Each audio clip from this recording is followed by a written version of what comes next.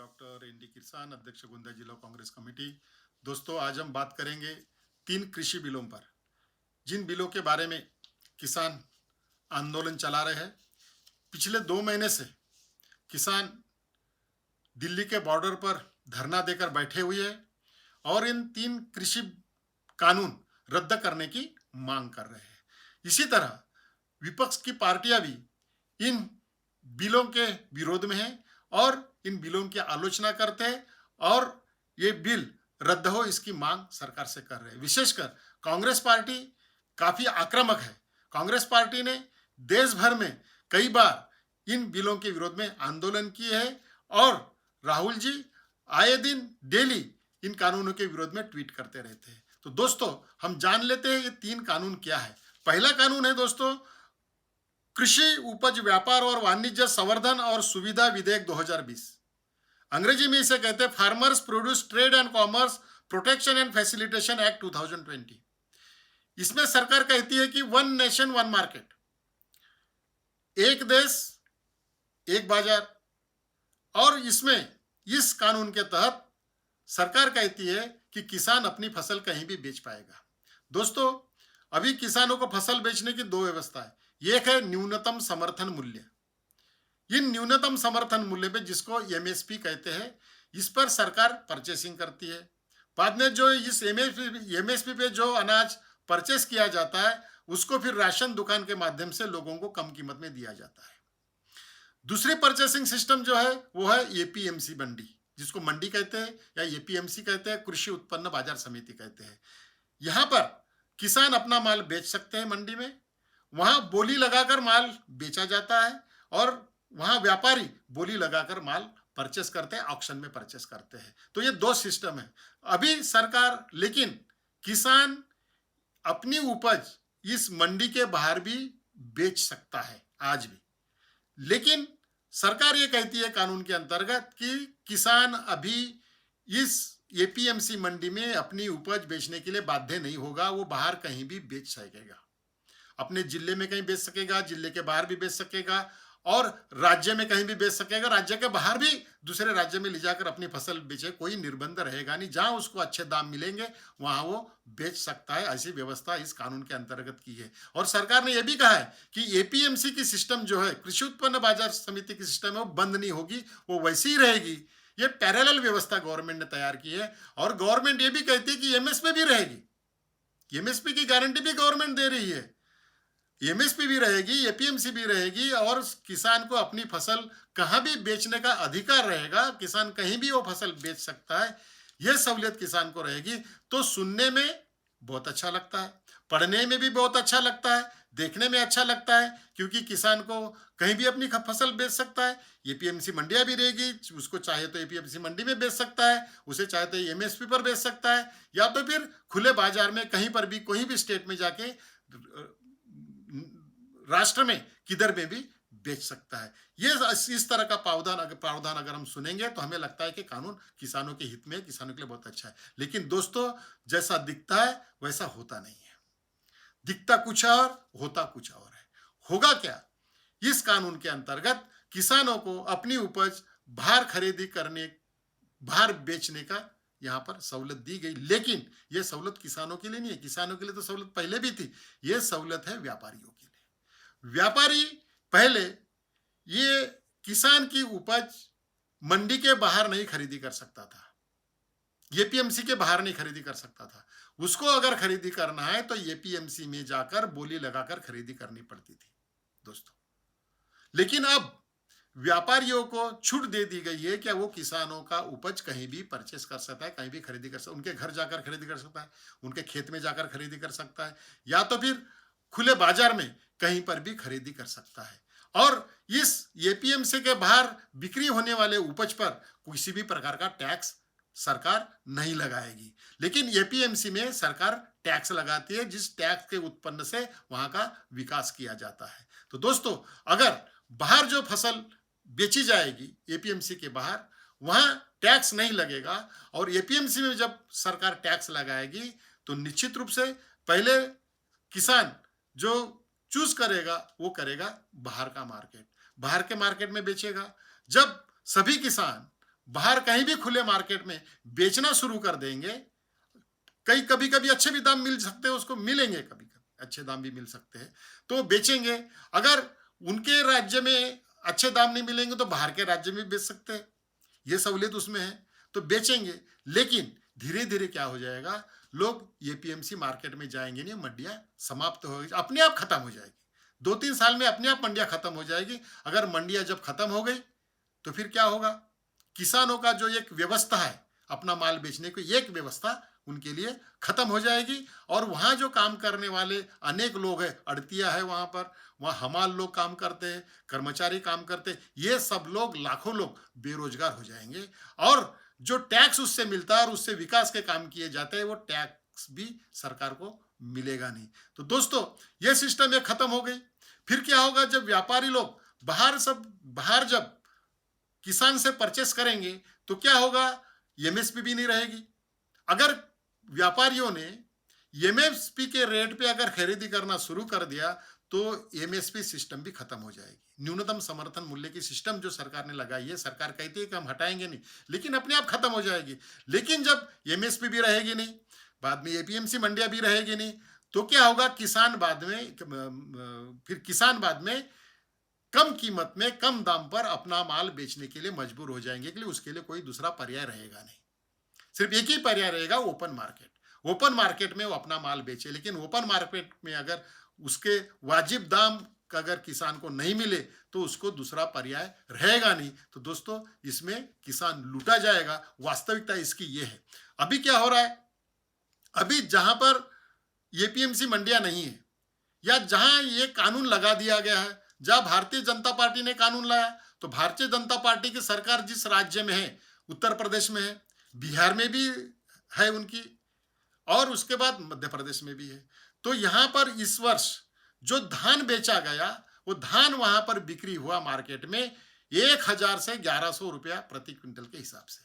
लेकिन एमएसपी का दर क्या है, सो केंद्र सरकार ने जो न्यूनतम समर्थन मूल्य डिसाइड किया है, वो न्यूनतम समर्थन मूल्य है 1868 रुपया न्यूनतम समर्थन मूल्य रहने के बावजूद भी किसानों को वास्तविक 1000 रुपया और 1100 रुपया प्रति क्विंटल के हिसाब से माल बेचना पड़ रहा है मार्केट में। यह सच्चाई है। और महाराष्ट्र में न्यूनतम समर्थन मूल्य पे 1868 रुपए पे किसान माल बेचता है, और 700 रुपया स्टेट गवर्नमेंट बोनस देती है। ऐसा 2568 रुपया ये महाराष्ट्र के किसान को मिलता है। लेकिन केंद्र सरकार ने ये बोनस देने पर भी मनाही कर दी है स्टेट्स को, लेकिन महाराष्ट्र गवर्नमेंट फिर भी दे रही है। केंद्र सरकार ने कहा है कि अगर धान के खरीदी के ऊपर अगर बोनस देंगे तो हम आपकी जो ग्रांट देते हैं वो ग्रांट हम घटा देंगे।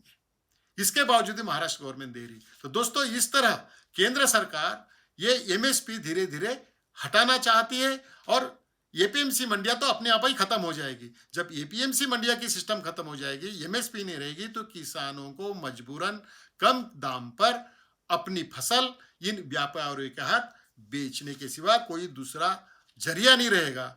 तो इसलिए ये जो कानून जितना अच्छा दिखता है उतना अच्छा है नहीं। सरकार कहती है कि एक राष्ट्र एक मंडी, लेकिन एक ही मंडी रहेगी, किसान को पर्याय रहेगा नहीं, और किसान इसमें लूटा जाएगा। इसलिए किसान इसका विरोध करते दिखाई दे रहे हैं। दूसरा जो कानून पारित किया है वह है आवश्यक वस्तु संशोधन विधेयक 2020, the essential commodities amendment act 2020। तो ये आवश्यक वस्तु संशोधन विधेयक यानी आवश्यक वस्तु विधेयक 1955 जो था, उसमें सरकार ने संशोधन किया। 1955 में यह विधेयक लाया गया था, इसलिए लाया गया था कि व्यापारी लोग, पूंजीपति लोग, ये फसल अनाज की फसल जब आती है तब अनाज खरीदी करके बड़ी मात्रा में भंडारण किया करते थे, अमर्याद भंडारण किया करते थे, और बाद में कालाबाजारी किया करते थे। कृत्रिम तंगी निर्माण करके फिर ज्यादा रेट में वो बेचा करते थे।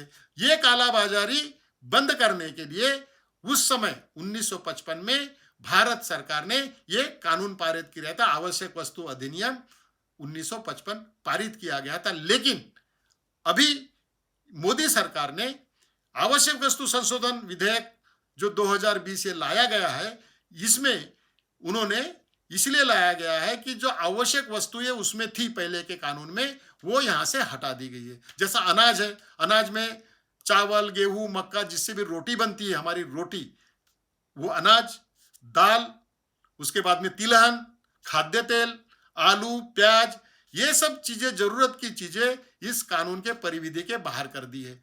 यानी इन चीजों का भंडारण करने के ऊपर कोई भी मर्यादा नहीं रहेगी। अगर सरकार ने अनाज को ही, जिससे रोटी बनती है, हम कहते हैं कि हमारी मूलभूत जो आवश्यकता है वो रोटी, कपड़ा और मकान है, उसमें से रोटी अगर सरकार ने आवश्यक वस्तु के बाहर कर दिया, तो आगे आने वाले समय में रोटी आपको देना सरकार की जवाबदेही नहीं रहेगी दोस्तों।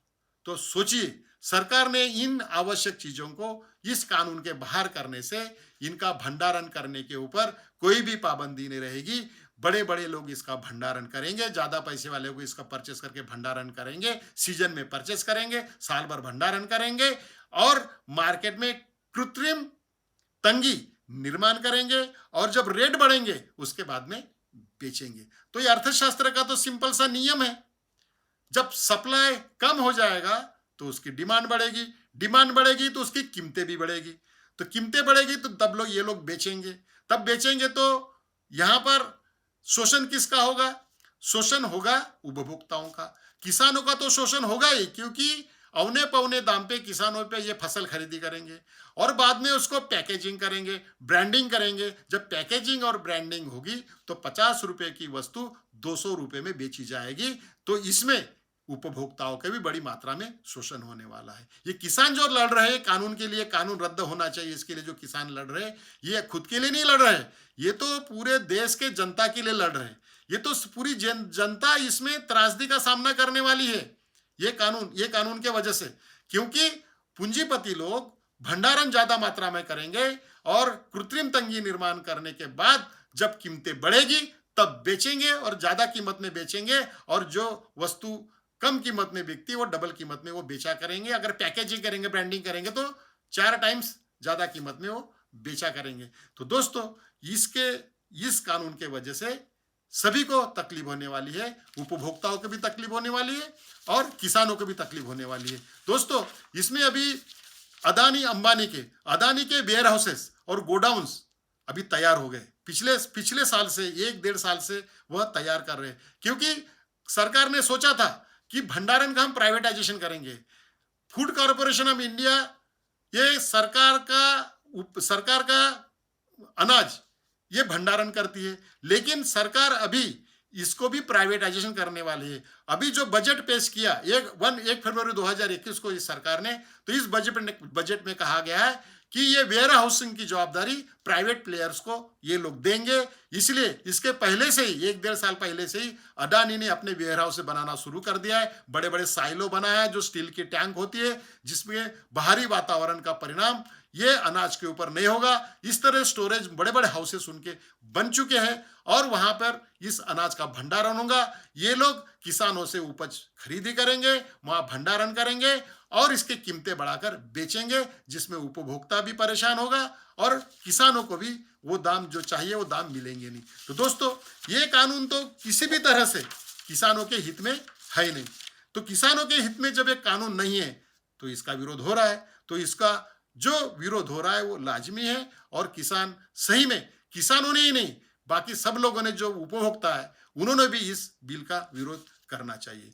तीसरा कृषि बिल है जो कृषक सशक्तिकरण एवं संरक्षण, मूल्य आश्वासन और कृषि सेवा पर करार विधेयक 2020। अंग्रेजी में इसका नाम है the farmers empowerment and protection agreement of price assurance and farm services act 2020। इस कानून के अंतर्गत कहा गया कि कॉन्ट्रैक्ट फार्मिंग होगी। कॉन्ट्रैक्ट फार्मिंग क्या होगा? कंपनी किसान के पास आएगी, किसान को कहेगी कि भी हम जो कहते हैं वो फसल आप लगाइए, और आपस में जो डिसाइड होगा वो भाव में परचेस करेगी। तो परचेसिंग का रेट है पहले डिसाइड हो जाएगा जब एग्रीमेंट करेंगे। कंपनी कहेगी ये रेट में हम परचेस करेंगे, किसान ठीक है भाई ये रेट में हम आपको बेचेंगे, और ऐसा कॉन्ट्रैक्ट होगा उसमें। और जो फसल कंपनी कहेगी वो फसल किसान लगाएगा, और वो फसल उगाने के लिए जो भी बिजाई लगेगी, उसके बाद में खाद लगेगा, जो भी उसके उपकरण लगेंगे, नई टेक्नोलॉजी लगेगी, वो सब वो कंपनी उस किसान को मुहैया कराएगी और किसान से बाद में उसके चार्जेस जो है, उसकी कीमत है किसान से बाद में फसल आने के बाद वसूल करेगी। तो अगर इसमें क्या हुआ, ये तो अच्छा लगता है कि भी पहले किसान के दाम तय हो जाएंगे, किसान जो जिस दाम में चाहे वो दाम में उसके एग्रीमेंट कर सकता है। लेकिन दोस्तों, इसमें वास्तविकता यह है कि ये गुजरात में, पंजाब में, महाराष्ट्र में इस जगह ये कॉन्ट्रैक्ट फार्मिंग की व्यवस्था है। उसमें क्या हुआ, गुजरात में क्या हुआ कि पेप्सिको कंपनी ने ऐसा ही कॉन्ट्रैक्ट किसानों के साथ किया, लेकिन बाद में जब डिस्प्यूट तैयार हुआ तो लाखों का वसूली का केस कंपनी ने किसानों के ऊपर डाला। किसानों पर केस, किसानों ने बहुत बड़ा आंदोलन किया, उसके बाद में कंपनी ने केस वापस लिया। तो इस तरह से ये होता है। कभी कभी क्या होता है कि ये कंपनी अगर समझो परचेस करने के लिए किसान के पास नहीं गई, कब नहीं जाएगी किसान के पास? एग्रीमेंट होने के बाद भी, जब मार्केट में वही वस्तु के दाम कम हो जाएंगे, वही फसल के दाम अगर मार्केट में कम है तो कंपनी क्यों अपना घाटा सहन करेगी किसान से परचेस करने का?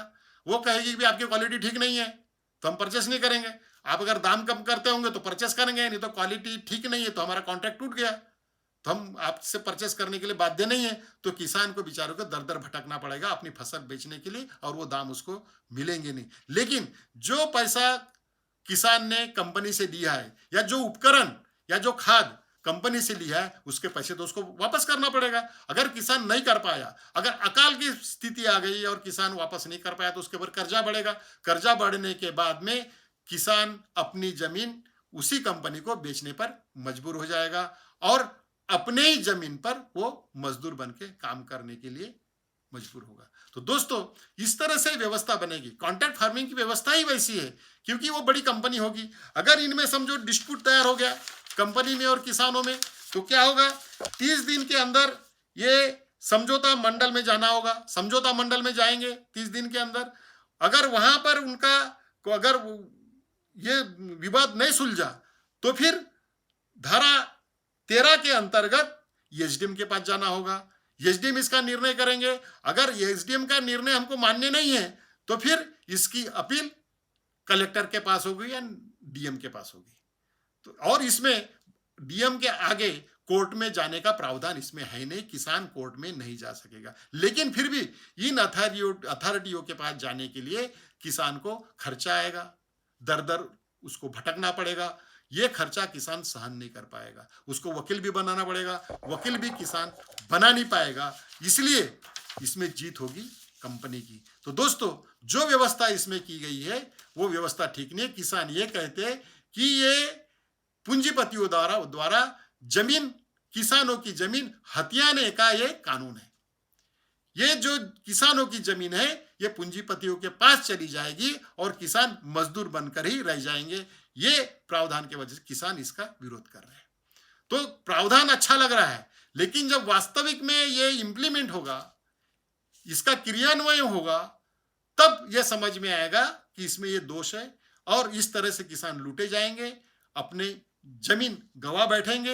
यही डर किसानों को है, इसलिए किसान इन कानूनों का, तीनों कानूनों का दोस्तों विरोध कर रहे हैं। ये विरोध जो हो रहा है, उनका जो आंदोलन यहाँ हो रहा है, आंदोलन के बारे में अगले वीडियो में देखेंगे। लेकिन फिलहाल हम यही समाप्त करते हैं। ये जो 3 कृषि बिल के बारे में शॉर्ट में हम आपको बताए, ये आप जान लीजिए और लोगों को भी ये शेयर कीजिए वीडियो, ताकि लोगों को भी इसकी जानकारी हो। और यूट्यूब पर भी ये डॉक्टर एनडी किरसान के नाम से अवेलेबल है, वहां जाकर भी आप इस वीडियो को सब्सक्राइब करना न भूलें। धन्यवाद।